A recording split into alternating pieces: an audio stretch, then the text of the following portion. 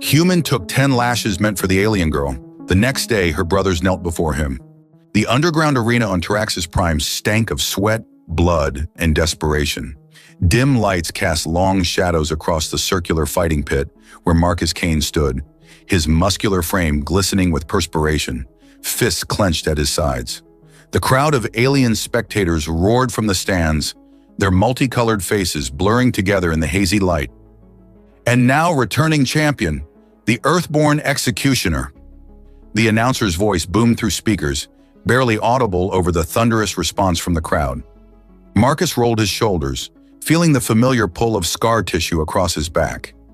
His opponent, a hulking draconian with scaled skin and razor claws, snarled from the opposite side of the pit. 3 years fighting in this hellhole, and the routine never changed. Fight. Wins survive. Repeat. Remember the rules, fighters, the announcer continued, though everyone knew there weren't any. Last one standing wins. A bell clanged in the draconian charge. Marcus sidestepped with practiced ease, his bare feet finding purchase in the blood-soaked sand. He'd learned early that finesse trumped brute force in these matches. The alien's momentum carried him past, and Marcus delivered a precise strike to the back of the creature's knee joint. The crowd's cheers intensified as the draconian stumbled. Marcus pressed his advantage, landing a series of blows to vulnerable points on his opponent's body. The fight was brutal but methodical, a dance Marcus had performed countless times since being stranded on this forsaken rock at the edge of known space. "Finish him!" someone screamed from the crowd. Marcus locked eyes with his opponent, seeing the familiar mix of pain and resignation. With a swift movement, he executed a takedown that left the draconian pinned and gasping. "Yield," Marcus muttered, applying just enough pressure to make his point. The alien tapped the ground 3 times, the universal signal of surrender. The crowd's reaction was mixed. Some cheered the victory, while others booed the lack of a bloody finish. As Marcus straightened, wiping blood from a cut above his eye, he caught a flash of movement in the VIP section. Through the sea of grotesque alien faces, a pair of violet eyes met his. They belonged to a humanoid woman with pale blue skin and flowing white hair. Unlike the bloodthirsty spectators around her, she wasn't cheering or jeering. She was simply watching. "The Earthborn Executioner remains undefeated," the announcer declared as handlers rushed to drag away the defeated draconian. Marcus collected his meager winnings, enough credits to eat for another week, and headed toward the fighter's exit. As he passed beneath the VIP section, he felt those violet eyes following him. "Human," a voice called out. Marcus turned to find a well-dressed alien official blocking his path. "What?" "Lady Isla Nixian wishes to speak with you." The official gestured toward the blue-skinned woman Marcus had noticed earlier. "Not interested," Marcus replied, attempting to move past. The official stepped in front of him again. "It would be unwise to refuse. Lady Isla is the daughter of House Nixian." Marcus had heard whispers of the noble houses that controlled this sector. House Nixian was said to be among the most powerful and the most dangerous to cross. "Fine," he conceded, following the official through a side passage. They emerged in a luxurious private box overlooking the arena. The blue-skinned woman, Isla, stood near the railing, her form-fitting dark gray suit accentuated with metallic trim that caught the light as she turned. "Leave us," she commanded the official, who bowed and retreated. Up close, her beauty was even more striking. Her violet eyes had a subtle glow that seemed to intensify as she studied him. "You fight with remarkable restraint for a human," she said, her voice melodic yet authoritative. "I fight to survive, not to entertain," Marcus replied. A hint of a smile touched her lips. "Most fighters in that pit aim to kill. You've never taken a life, despite numerous opportunities." Marcus shrugged. "Killing doesn't pay extra." An interesting philosophy. She moved closer, and he caught the scent of something exotic, like night-blooming flowers. "What's your name?" "Marcus Kane." "Well, Marcus Kane, I have a proposition for you." Before she could continue, the door burst open. A colonial officer in a crisp uniform entered, flanked by 2 guards. "Lady Isla," the officer said, his tone dripping with false courtesy, "Commander Draylock requests your presence immediately." Isla's expression hardened. "Tell the commander I'll meet with him tomorrow." "I'm afraid he insists." "Now." The officer's hand rested meaningfully on his sidearm. Marcus tensed, sensing the underlying threat. "Very well," Ayla conceded, her voice cool. She turned to Marcus. "We'll continue this conversation another time." As she moved to leave, the officer grabbed her arm roughly. "The commander doesn't appreciate being kept waiting by your kind, even if you are House Nixian." Marcus stepped forward instinctively, but Ayla shot him a warning glance. She pulled her arm free with dignity and followed the officer out, leaving Marcus alone with questions about what exactly she had wanted from him. Later that night, as he made his way through the crowded streets of the colony's lower district, Marcus couldn't shake the image of those violet eyes from his mind. Whatever game the noble alien woman was playing, he wanted no part of it. He had enough problems just staying alive. Yet fate, it seemed, had other plans. The central marketplace of Tarax's colony buzzed with activity the following morning. Merchants hawked exotic wares while colonial officers patrolled with hands resting on their weapons. Marcus weaved through the crowd, keeping his head down. After years of surviving on the fringes, he'd developed an instinct for trouble. And today, trouble hung in the air, like the scent before a storm. He'd come to purchase medical supplies for his wounds from last night's fight when a commotion near the central square caught his attention. A crowd had gathered, their voices rising in a mixture of fear and excitement. "This is an outrage!" A familiar melodic voice cut through the noise. Marcus pushed forward, his height allowing him to see over most of the aliens. In the center of the square stood Ayla Nixian, her white hair gleaming in the harsh sunlight, facing off against a uniformed officer. Behind her, several blue-skinned attendants watched nervously. "The taxation on medical supplies is illegal under Galactic Compact law," Ayla continued, her voice carrying across the square. "These colonists need medicine, not more bureaucracy." The officer, a reptilian Veccan with mottled green skin, sneered. "House Nixian's opinion on colonial matters is noted, Lady Ayla. Now move along before you create a disturbance." "I'll move when you address the suffering your policies have caused," she replied, standing her ground. Marcus felt a grudging admiration. For all her noble privilege, she had courage. The crowd parted as a new figure approached, a tall, imposing alien with crimson scales and elaborate military insignia. Commander Draylock. Even Marcus, who avoided colonial politics, knew his reputation for cruelty. "Lady Ayla," Draylock's voice was deceptively soft. "Creating problems again, I see." "Commander," she acknowledged coolly, "I'm simply pointing out violations of the compact your administration swore to uphold." Draylock's yellow eyes narrowed. "Your family's status doesn't grant you immunity from colonial law." He gestured to his guards. "Perhaps a public reminder of respect is in order." Two officers seized Ayla's arms while another produced a neural whip, a vicious instrument designed to inflict maximum pain without permanent damage. The crowd gasped. 10 lashes for public incitement, Draylock announced. "Let this be a lesson to all who question colonial authority." Marcus felt his muscles tense. He'd seen men and aliens alike broken by the neural whip. Some never recovered mentally from the trauma.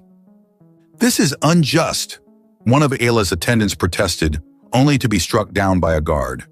As they forced Ayla to her knees, Marcus found himself moving forward, pushing through the stunned onlookers.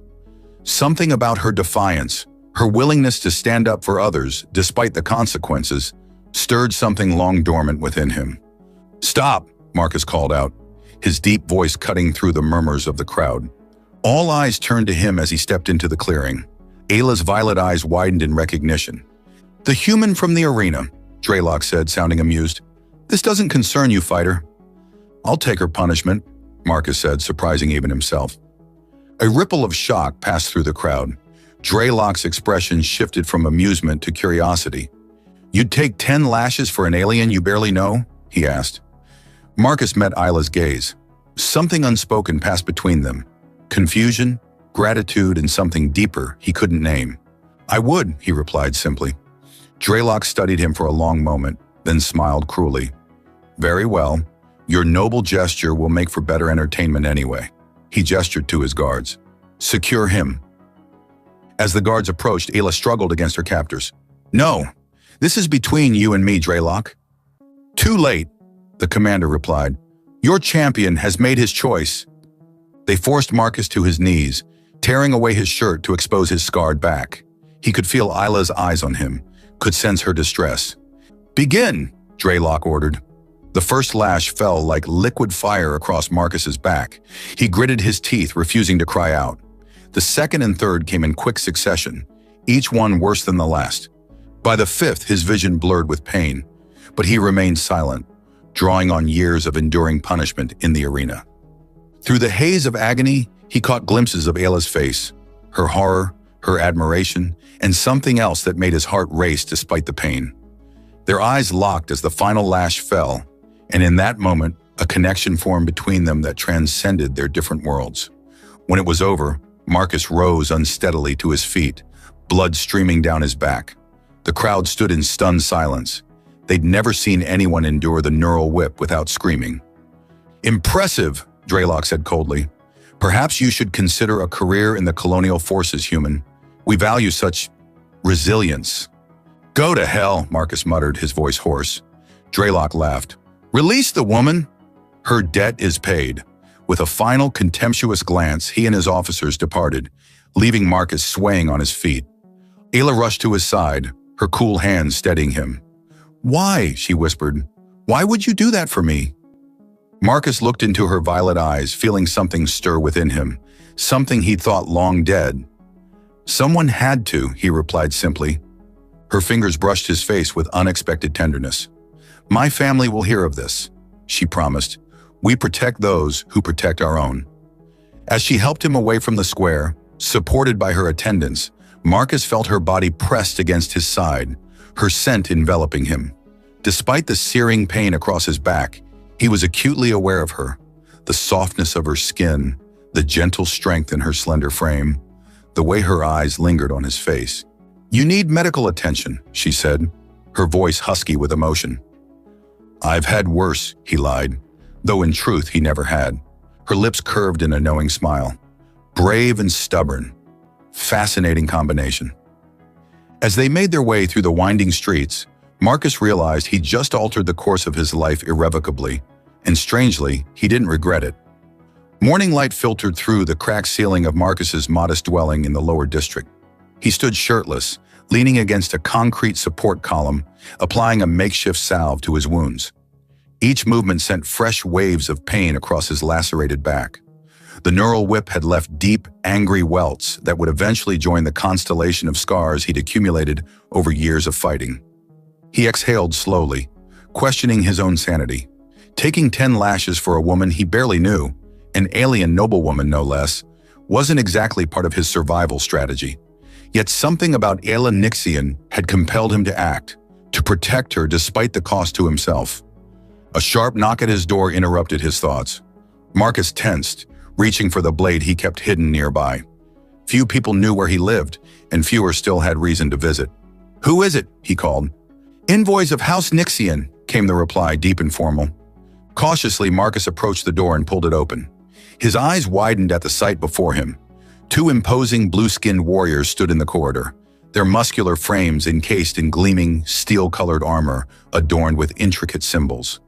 Behind them stood Ayla, her white hair now elaborately braided, wearing a more formal version of her fitted attire. "May we enter?" asked the taller of the two warriors, his violet eyes similar to Ayla's, assessing Marcus with measured respect. Marcus stepped aside, acutely aware of his sparse accommodations and his own half-dressed state. The three aliens entered, their presence making the small room seem even smaller. "Marcus Kane," Ayla said, her melodic voice sending an unexpected shiver down his spine. "These are my brothers, Theron and Kiros Nixian." The warriors inclined their heads in greeting. Up close, Marcus could see the family resemblance, the same high cheekbones, the same luminescent quality to their skin. "My sister has told us of your actions yesterday," said Theron, the taller brother. "You took punishment meant for her, despite having no obligation to do so." "It wasn't right," Marcus replied simply. "She was standing up for people who couldn't stand up for themselves." The brothers exchanged glances.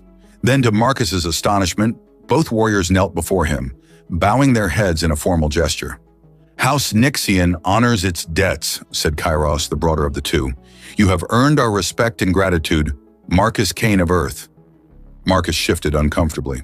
"That's not necessary."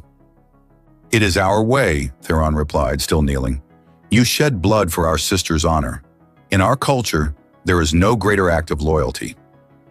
Ayla stepped forward, her eyes meeting Marcus's with an intensity that made his pulse quicken. "My brothers have come with a formal invitation. Our father, Lord Nixian, requests your presence at our family compound." The brothers rose and Kiros added, "It is rare for humans to be welcomed into our ancestral home. This is a great honor." "I appreciate the offer," Marcus said carefully, "but I'm not sure getting involved with your family is wise. Commander Draylock already has it out for me." Ayla moved closer, close enough that he could catch her exotic scent. "Draylock is precisely why you should accept our invitation. He won't forget what happened yesterday. You need protection." Her proximity was distracting. Despite his pain, Marcus was acutely aware of her, the subtle glow of her skin, the graceful way she moved, the intelligence and warmth in her violet eyes. "Our family has interests that align with your skills," Theron said diplomatically. "We've watched your fights. You show remarkable restraint and honor for one who battles in such a lawless arena." "What my brother means," Ayla interjected, her lips curving in a smile that sent heat through Marcus's body, "is that we could use someone like you." "For what exactly?" Marcus asked, his eyes still locked with hers. "That is for our father to discuss," Kairos replied. "But know that House Nixian stands against the corruption that Draylock represents." Marcus considered their offer. Staying meant facing Draylock's inevitable retribution alone. Going with them meant entering an alien world of politics and power struggles he barely understood. Yet as his eyes met Ayla's again, he found himself wanting to know more about her family, her world, and the connection that seemed to be forming between them. "When do we leave?" he asked finally. Relief and something more intimate flashed in Ayla's eyes. "Immediately. Bring only what you need." As Marcus gathered his few possessions, Ayla approached him while her brothers waited by the door. "Your wounds," she said softly, her fingers hovering just above the raw lashes on his back. "Our healers can treat these properly." "I've had worse," he said, though they both knew it was a lie. Her hand moved to his arm, her cool fingers against his warm skin creating a pleasant contrast. "Why did you really do it, Marcus? Take those lashes for me?" He turned to face her fully, their bodies close in the small space. "Because it was the right thing to do," he said, then added more quietly, "and because something about you, I couldn't stand by and watch." Her violet eyes darkened with emotion. "Humans are fascinating creatures, so physically strong, yet it's your moral strength that truly sets you apart." "Not all humans are like that," he warned. "But you are," she whispered, her hand moving to rest against his chest, directly over his heart. The touch was innocent, yet intimate, sending electricity through his body. For a moment they stood frozen, the air between them charged with unspoken possibilities. Then Kairos cleared his throat from the doorway, breaking the spell. "We should depart," he announced. "Our transport awaits." As they left the dingy apartment, Marcus felt as though he was crossing a threshold into unknown territory, not just physically, but emotionally as well. Whatever awaited him at the Nixian compound, he knew his life would never be the same. And as Ayla walked beside him, occasionally brushing against his arm in a way that seemed both accidental and deliberate, he found himself surprisingly at peace with that fact. The Nixian family compound rose from the rocky landscape like a vision from another world. Gleaming spires of iridescent material caught the light of Taraxis Prime's setting sun, creating a spectacle of color against the barren surroundings. As their transport approached, Marcus pressed his hand against the viewport, taking in the stark contrast between this architectural marvel and the squalid colonial settlements he'd known. "Impressive," he murmured. Ayla, seated beside him, smiled. "It's modeled after our ancestral home on Nixia. My great-grandfather built it when our family first arrived on this world." The transport passed through an energy barrier that shimmered like water, then descended toward an elaborate landing pad. Guards in the same steel-colored armor as Theron and Kiros stood at attention as they disembarked. "Father will receive us in the Grand Hall," Theron announced, leading the way. Marcus walked alongside Ayla, acutely aware of her proximity. The medical treatment he'd received aboard their transport had eased his pain considerably, though the healers had explained the neural whip wounds would take time to fully mend. "Nervous?" Ela asked quietly. "Should I be?" Her lips curved upward. "My father can be intimidating, but he respects strength and honor. You've demonstrated both." They passed through corridors adorned with artifacts and artworks unlike anything Marcus had seen before. Servants and family members they encountered stopped to stare at him. Humans were clearly a rarity here. The Grand Hall lived up to its name. Vaulted ceilings soared overhead, supported by columns that appeared to be made of living material, pulsing with subtle light. At the far end, seated on an elevated chair, was an imposing blue-skinned figure. Lord Nixian rose as they approached. Taller than his sons with broad shoulders and the same violet eyes as his children, he exuded authority. His white hair, longer than Ela's, was elaborately braided with metallic threads that caught the light. "So this is the human who took my daughter's punishment," he said, his deep voice filling the hall. Marcus met his gaze steadily. "Marcus Kane, sir." "You may approach, Marcus Kane." As Marcus stepped forward, he felt dozens of eyes upon him. The hall was filled with members of House Nixian, all watching this unprecedented meeting with intense curiosity. Lord Nixian circled him slowly, appraising. "My children have told me what transpired in the marketplace. 10 lashes from a neural whip would incapacitate most beings, yet here you stand." "Humans are resilient," Marcus replied simply. "Indeed." Lord Nixian returned to his chair. "Tell me, Marcus Kane, what do you know of the political situation on Taraxis Prime?" "Only what I've experienced. Colonial officers like Draylock abuse their power. The strong prey on the weak. The usual story." Lord Nixian nodded. "Succinct, if incomplete. What you're witnessing is the corruption of a once noble mandate. The colonial authority was established to bring order and prosperity to frontier worlds. Instead, it has become a tool for exploitation." He gestured and a holographic display appeared in the center of the hall, showing the planet and surrounding systems. House Nixian has been gathering evidence of Draylock's crimes for years. Illegal taxation, resource theft, even slavery disguised as indentured servitude. But we lack the military strength to challenge him directly. Marcus glanced at Isla, who watched him intently. "And where do I fit into this?" Lord Nixian smiled thinly. "My daughter believes you possess qualities that could be valuable to our cause.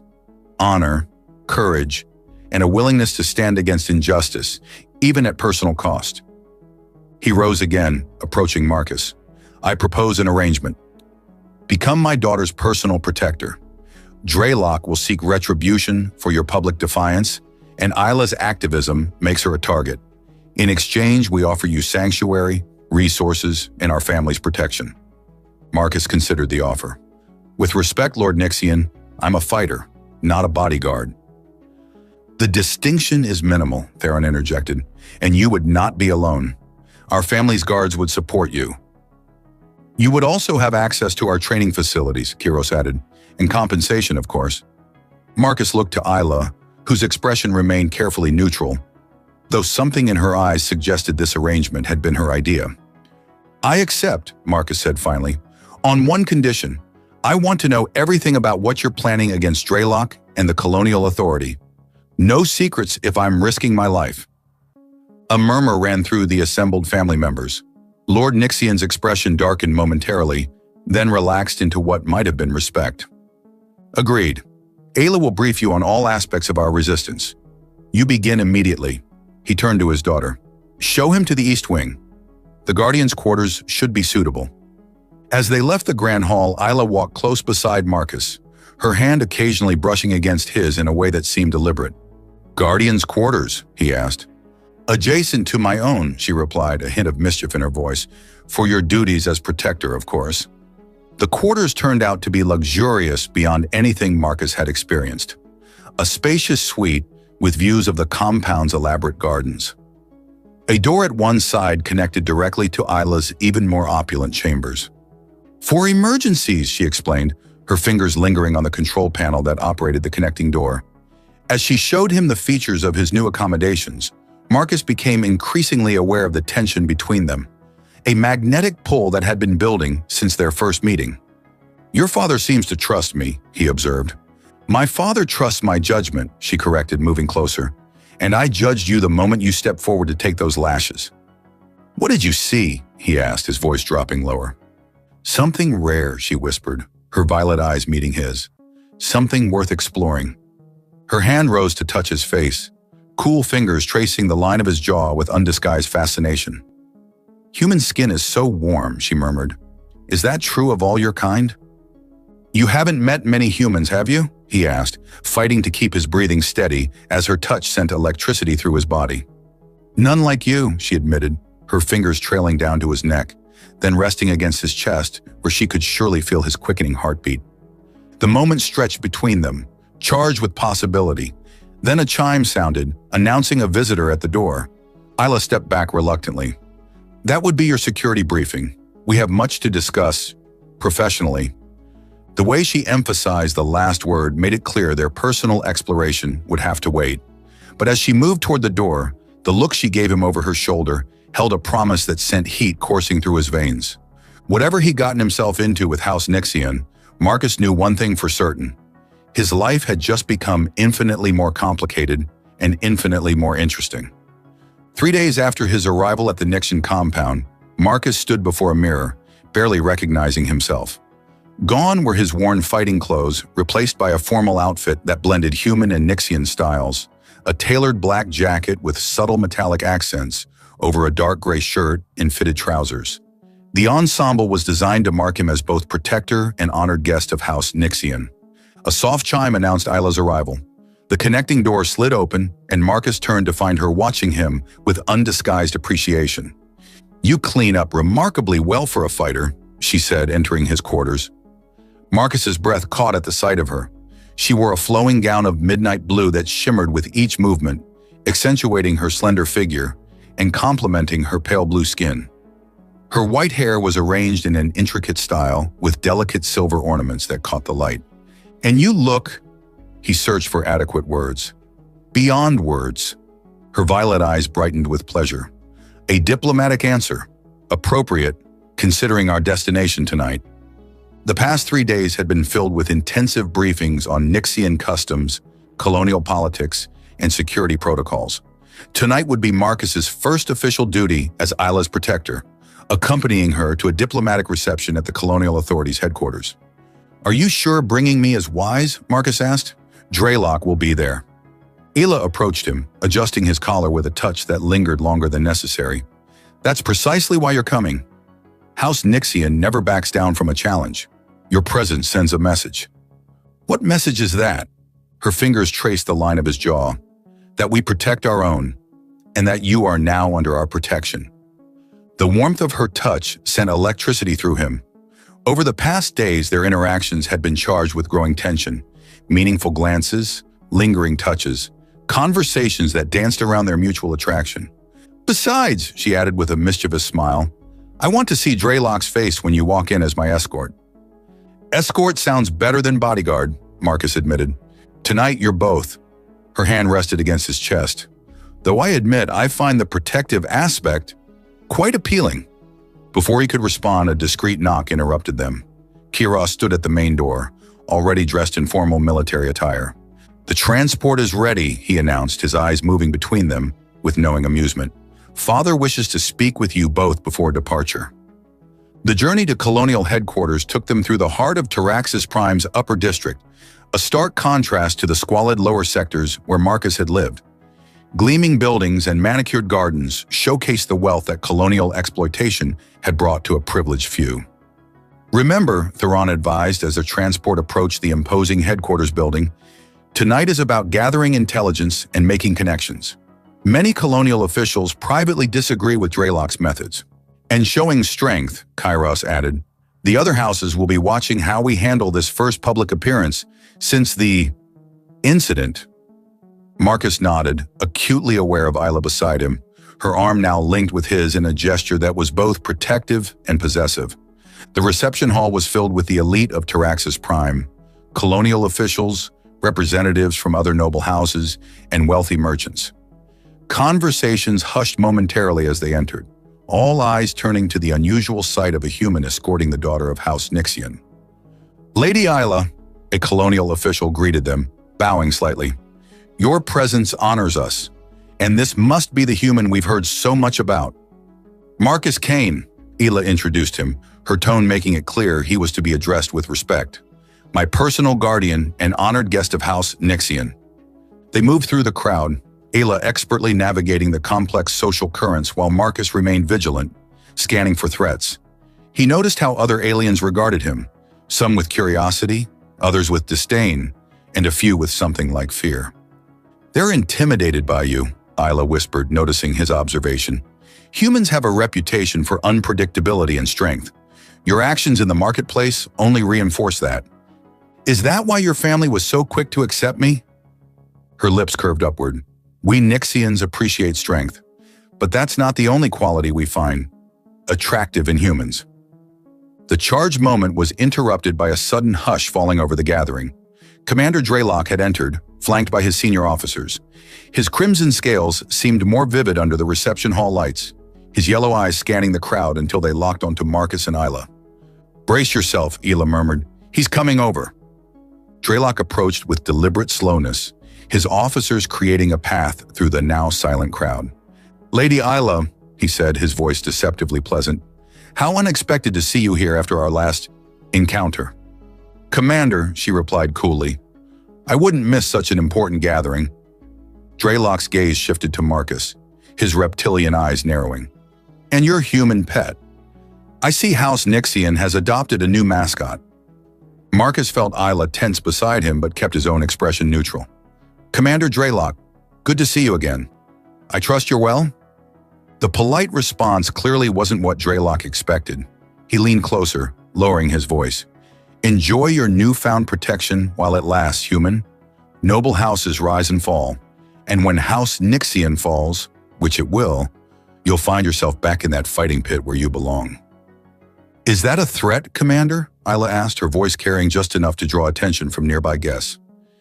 Merely an observation, Draylock replied smoothly. History has shown that those who challenge colonial authority rarely prosper. Marcus stepped slightly forward, positioning himself between Isla and Draylock. History also shows that tyrants eventually fall, usually hard. A dangerous silence followed his words. The entire reception seemed to hold its breath, waiting for Draylock's response. The commander's scales rippled with barely contained rage, but his voice remained controlled. Bold words from a species with so little standing in our galaxy. Perhaps humans haven't learned the proper respect yet. Or perhaps, Isla interjected, humans understand something about freedom that you've forgotten, Commander.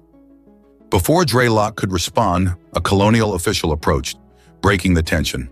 Commander, the ambassador from the Central Systems has arrived and is asking for you. With a final venomous glance at Marcus, Draylock departed, his officers trailing behind him. That went well, Marcus muttered sarcastically. Isla's hand found his, her cool fingers intertwining with his warm ones. Actually, it did. You stood your ground without creating an incident, and everyone here witnessed it. As the evening progressed, Marcus noticed a subtle shift in how they were received. Representatives from other houses approached, offering veiled support or seeking information. Isla handled each interaction masterfully, while Marcus remained her silent, watchful shadow. When they finally departed, the night air felt cool after the heated atmosphere of the reception. In the privacy of their transport, Isla leaned against him, her head resting on his shoulder. You were magnificent tonight, she said softly. I barely said anything. Sometimes presence speaks louder than words. Her hand found his again. And your presence says volumes. As the transport glided through the night toward the Nixian compound, Marcus realized how completely his life had transformed in just a few days. From fighting for survival in a brutal arena to standing against corruption alongside this remarkable woman, a woman who was quickly becoming more important to him than he cared to admit. And as Isla's fingers tightened around his, he knew the feeling was mutual. The transport glided silently through the night toward the Nixian compound, its occupants still buzzing with the tension of the diplomatic reception. Marcus gazed out at the twinkling lights of the colony below, his mind replaying the confrontation with Draylock. Credit for your thoughts? Isla asked, her voice pulling him from his reverie. Just wondering what Draylock's next move will be, he replied. Men like him don't take public challenges well. She moved closer, the scent of her exotic perfume enveloping him. You're learning our politics quickly. Survival instinct, he said with a half smile. Though I admit, the stakes feel higher now. Her violet eyes studied him in the dim light of the transport. Because of House Nixian? Because of you, he answered honestly. The admission hung between them, charged with meaning. Ayla's hand found his, her cool blue fingers intertwining with his warm ones. Marcus, A deafening explosion rocked the transport, sending them lurching sideways. Warning lights flashed as the pilot fought for control. We're under attack, Theron shouted from the front compartment. 2 pursuit craft, heavily armed. Marcus instinctively pulled Ayla against him, shielding her as the transport banked sharply to avoid another blast. Through the viewport, he spotted sleek black vessels with colonial authority markings closing in. Draylock, Ayla hissed. He didn't waste any time. The transport shuddered as another shot grazed their hull. Kiros emerged from the weapons compartment, tossing Marcus a compact energy pistol. Can you shoot? He asked. Marcus checked the unfamiliar weapon. Point and pull the trigger, right? Kiros's mouth twitched in what might have been appreciation for human humor. More or less. We need to keep them at bay until we reach the compound's defensive perimeter. Another hit sent them spinning. The pilot's voice came over the comm. Engines damaged. We can't outrun them. There, Marcus pointed to a narrow canyon ahead. Tell him to take us in there. Those pursuit craft are faster but less maneuverable. Theron relayed the instructions. Their transport dove into the canyon, scraping against rock walls as the pilot pushed the damaged vessel to its limits. The pursuit craft followed, but their larger size made navigation difficult in the tight space. It's working, Ayla exclaimed, as one pursuer clipped a rock formation and spiraled away. The remaining craft continued the chase, firing relentlessly. A direct hit to their rear section sent the transport into a controlled crash, landing on a plateau halfway up the canyon wall. Everyone out, Theron ordered as smoke began filling the cabin. They scrambled from the wreckage, taking cover behind rocky outcroppings as the pursuit craft circled overhead. Marcus kept Ayla close, scanning for threats as Theron and Kiros established a defensive position. They're landing, Kiros warned, readying his weapon. 6 armed figures in colonial authority uniforms emerged from the pursuit craft, advancing cautiously. Assassins, Theron muttered. Not regular troops. Draylock is keeping this unofficial. Marcus assessed their situation grimly. Outnumbered, with limited cover and damaged weapons. We need to split their attention, he said. I'll circle around and flank them. Too dangerous, Ayla protested. Trust me, he replied, meeting her eyes. I didn't survive 3 years in the fighting pits without learning a few tricks. Before she could object further, he slipped away, using the uneven terrain for cover. Years of fighting had taught him to move silently, to read opponents' patterns, to strike when least expected. The assassins spread out, searching methodically. Marcus waited until one separated from the others, then struck, a swift, silent takedown that left the alien unconscious. He claimed the fallen assassin's weapon more advanced than the one Kiros had given him. From his new position, he could see Theron and Kiros exchanging fire with the remaining attackers, keeping them pinned down. Ayla had taken cover behind a boulder, a small sidearm clutched in her hands. Marcus targeted the assassin's leader, a tall Viking with lieutenant's insignia. His shot struck true, sending the alien sprawling. The remaining assassins, suddenly leaderless, hesitated. Just long enough for Theron and Kiros to press their advantage. The skirmish ended quickly after that. As the final assassin fell, Marcus emerged from cover, rejoining the others. Impressive tactics, Theron acknowledged, clasping Marcus's shoulder. We need to move, Kiros urged, looking skyward. More will come when these don't report back. They salvaged what they could from the transport and began the trek toward the compound, still several kilometers away. Marcus stayed close to Ayla, alert for any sign of pursuit. You fought well, she said quietly as they navigated a steep section. Like a Nixian warrior. Just doing what I do best, he replied, surviving. It was more than that, her hand touched his arm. You protected us, protected me, without hesitation. The intensity in her violet eyes made his heart race.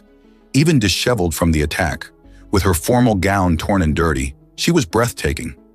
They reached the compound just before dawn, where Lord Nixian awaited them in the command center, his face grim. "The attack was just the beginning," he announced as they entered. "Our operatives report Draylock has mobilized his forces. He's preparing to move against us openly." "On what grounds?" Ela demanded. "He claims to have evidence that House Nixian is harboring terrorists and planning insurrection." Lord Nixian's eyes fixed on Marcus. "Your presence has given him the excuse he needed. Or he was planning this all along, and I just accelerated his timeline," Marcus suggested. Lord Nixian nodded. "Our intelligence suggests the same. Fortunately, our operatives at the reception were successful. We now have proof of Draylock's crimes, enough to have him removed by the Central Colonial Authority." He activated a holographic display showing shipping manifests, financial records, and recorded conversations. Illegal weapons sales, slave trading, resource theft on a massive scale. The evidence is irrefutable. "Then we need to transmit it immediately," Theron said. "Draylock has blocked all off-world communications," Lord Nixian replied. "The data must be physically transported to the central systems. I've prepared a ship, but Draylock's forces are monitoring all official launch sites." "The fighting arena," Marcus said suddenly. "The smugglers who run it have their own ships, their own landing pads. They operate outside colonial oversight." All eyes turned to him. "Could you get us access?" Lord Nixian asked. "I fought for them for 3 years. They respect strength." Marcus glanced at Isla, whose expression showed both concern and pride. "Yes, I can get you access." "Then we have our plan," Lord Nixian declared. "Theron will take the evidence to the central systems. Kiros will coordinate our defense here, and you, Marcus, will escort Ela to safety." "I'm not leaving," Ela protested. "You must," her father insisted. "You and Marcus are Draylock's primary targets now. If he captures either of you, he'll use you as leverage against us." As the others dispersed to prepare, Isla led Marcus to a secluded alcove off the main corridor. "This isn't how I imagined our evening ending," she said, a hint of rueful humor in her voice. "The night's not over yet," he replied, surprising himself with his boldness. Her eyes darkened, and she stepped closer. "No, it isn't." The tension that had been building between them since their first meeting seemed to crystallize in that moment. Her hands rose to frame his face, cool against his warm skin. "Marcus Kane," she whispered, "you continue to surprise me." "Is that good or bad?" he asked, his voice rough with emotion. "Very good," she murmured, closing the distance between them. Their lips met in a kiss that started gentle but quickly deepened, unleashing the passion they'd both been restraining. Her skin was cool silk beneath his hands, her body fitting against his as if designed to complement his form.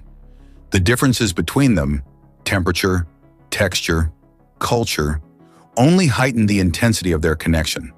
When they finally parted, both breathing heavily, Isla's violet eyes glowed with an inner light that had nothing to do with biology and everything to do with desire. "We should prepare for tomorrow," she said reluctantly. "We should," he agreed, making no move to release her. Her fingers traced the line of his jaw. "Whatever happens, Marcus, know that you've changed everything. For me, for House Nixian, perhaps for this entire colony." As dawn broke over the Nixian compound, they faced the coming storm together. A human fighter and an alien noblewoman, united against corruption and drawn together by something neither had expected to find at the edge of the galaxy. Dawn broke over the Nixian compound as colonial authority ships darkened the sky. Draylock had moved faster than anticipated, mobilizing a small fleet to surround the estate. From the command center's view screen, Marcus counted at least a dozen armed vessels and hundreds of ground troops establishing positions. "They've cut off all escape routes," Kiros reported grimly. "Theron's ship can't launch without being intercepted."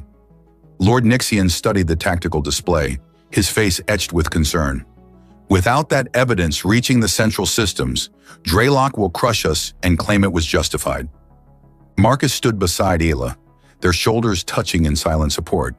The night they'd shared after the attack had transformed their relationship, their bodies finding a harmony that transcended their different species. In the quiet darkness of her chambers, they discovered that despite their alien anatomies, their desires spoke the same language. The memory of her cool skin against his, the way she'd whispered his name. These thoughts gave him strength now as they faced what seemed like impossible odds. An idea began forming in Marcus's mind, drawing on everything he'd learned in the fighting pits. What if we give Draylock what he wants? All eyes turned to him. Me, he clarified. I'm the outsider, the human who defied him publicly. His pride won't let that stand. What are you suggesting? Lord Nixian asked. An ancient human tradition. Trial by combat. Marcus stepped forward, pointing to the main display. I challenge Draylock directly, fighter to commander. It creates a distraction, draws attention away from Theron's launch. Draylock would never accept such a challenge, Kiros argued. He will if I make it impossible to refuse, Marcus countered. If I question his honor in front of his troops and the other houses, his authority depends on his reputation for strength. Ela gripped his arm. It's too dangerous. Draylock is a trained military commander. Marcus covered her hand with his. And I'm a survivor of the most brutal fighting pits in the sector. Trust me. Lord Nixian considered the plan, then nodded slowly. It could work. While Draylock is focused on the challenge, we can launch Theron's ship from the emergency hangar on the north side. I'll need a direct communication channel to Draylock's forces, Marcus said. As preparations were made, Isla pulled Marcus into a private alcove, her violet eyes intense with emotion. This is madness, she whispered fiercely. Draylock won't fight fairly. I'm counting on it, Marcus replied. His arrogance will make him careless. She pressed her forehead against his, their breath mingling. Last night wasn't enough. I need more time with you, Marcus Kane. He cradled her face in his hands. Consider it motivation for me to win. Their lips met in a kiss that held both passion and desperation, the memory of their night together fueling the fire between them. Her body pressed against his, cool and warm, alien and familiar all at once. I love you, she whispered against his lips. An impossible, wonderful complication I never expected. I love you too, he replied, the words coming easily despite their short time together. Some connections defied conventional timelines. The moment was interrupted by Kiros announcing the communication channel was ready. With a final touch of Isla's face, Marcus moved to the central platform. The main screen flickered to life, revealing Commander Draylock's reptilian visage. House Nixian, Draylock sneered. Surrender now and I may show mercy. Marcus stepped into view. Commander Draylock, I have a proposition for you. Draylock's yellow eyes narrowed. The human pet speaks. How amusing. This human challenges you to single combat, Marcus declared loudly. Just you and me, as it should have been from the start. A ripple of murmurs could be heard from Draylock's officers off-screen. The commander's scales darkened with anger. You dare challenge me? A human with no standing? I stand as champion of House Nixian, Marcus replied. Unless you fear facing a mere human. Draylock's jaw clenched visibly. Your primitive psychology is transparent, human. So is your fear, Marcus countered. I took 10 lashes without a sound. What have you endured, Commander? What scars do you bear from actual combat rather than ordering others to fight? The barb struck home. Draylock's officers exchanged glances, and Marcus knew he'd hit a vulnerability. I accept your challenge, Draylock finally hissed. Central Courtyard, 1 hour. When I defeat you, House Nixian will surrender unconditionally. And when I win, Marcus replied, you will withdraw your forces and face a formal inquiry from the central systems. The screen went dark as Draylock cut the transmission. He agreed, Kyra said, sounding surprised. Of course he did, Marcus replied. His authority depends on his warriors' respect. He couldn't refuse without looking weak. Lord Nixian clasped Marcus's shoulder. You've given us our chance. Theron will launch during the combat. As Marcus prepared in his quarters, donning the lightweight armor Kiros had provided, Ayla entered. She changed into a formal Nixian battle dress, its elegant lines belying the protective materials woven throughout. My family's warriors will be watching, she said, approaching him. They respect you already for taking those lashes for me. Now you fight for all of us. I'm fighting for you, he said simply. The rest is just politics. She helped him adjust the final pieces of armor, her touch lingering.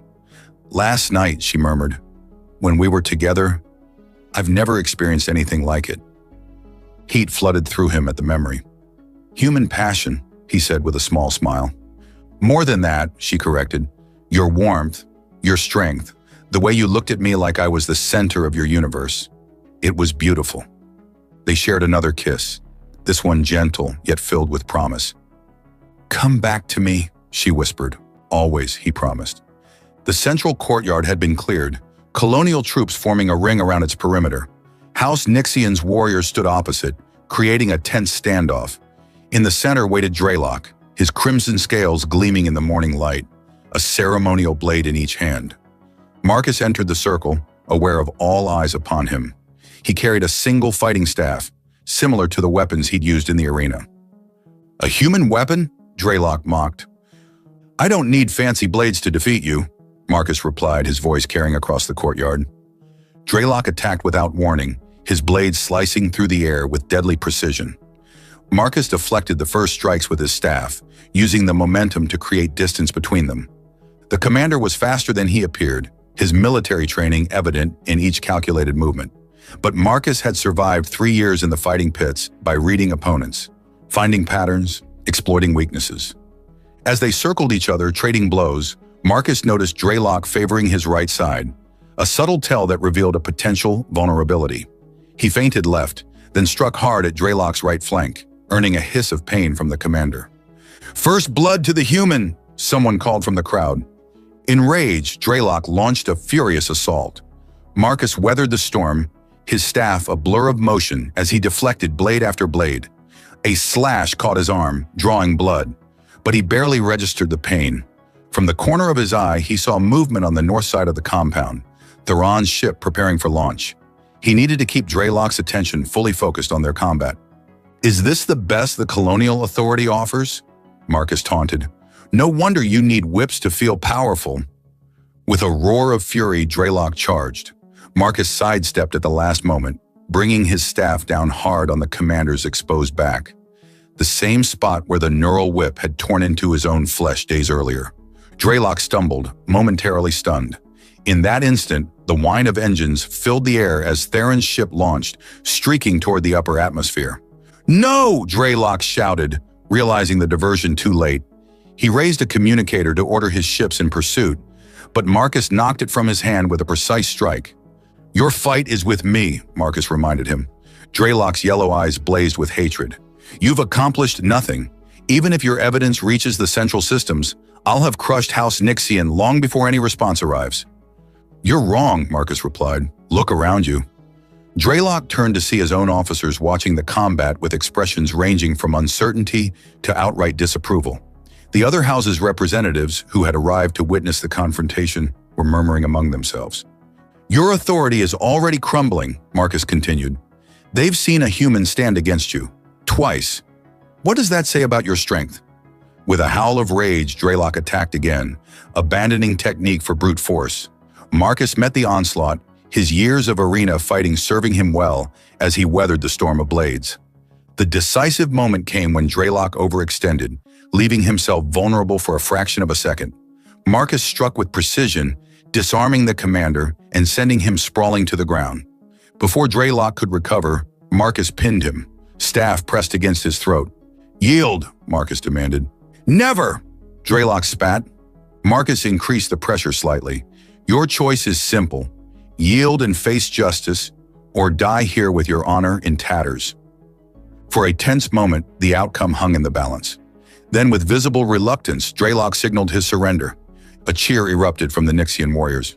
Marcus rose, keeping his staff ready as Kiros and several guards moved to secure Draylock. Ayla rushed forward, her violet eyes shining with pride and relief.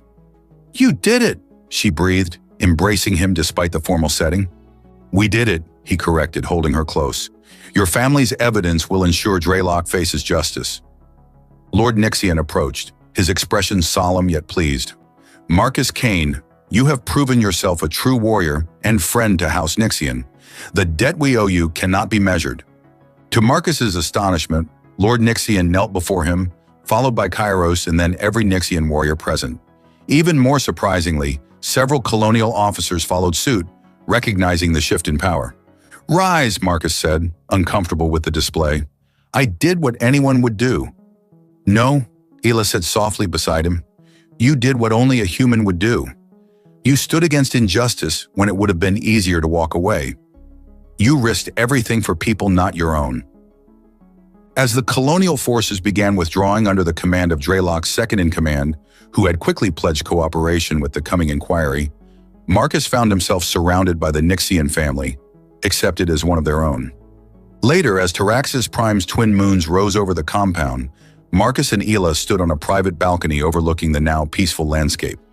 "What happens now?" he asked, his arm around her waist. "The Central Systems will send representatives.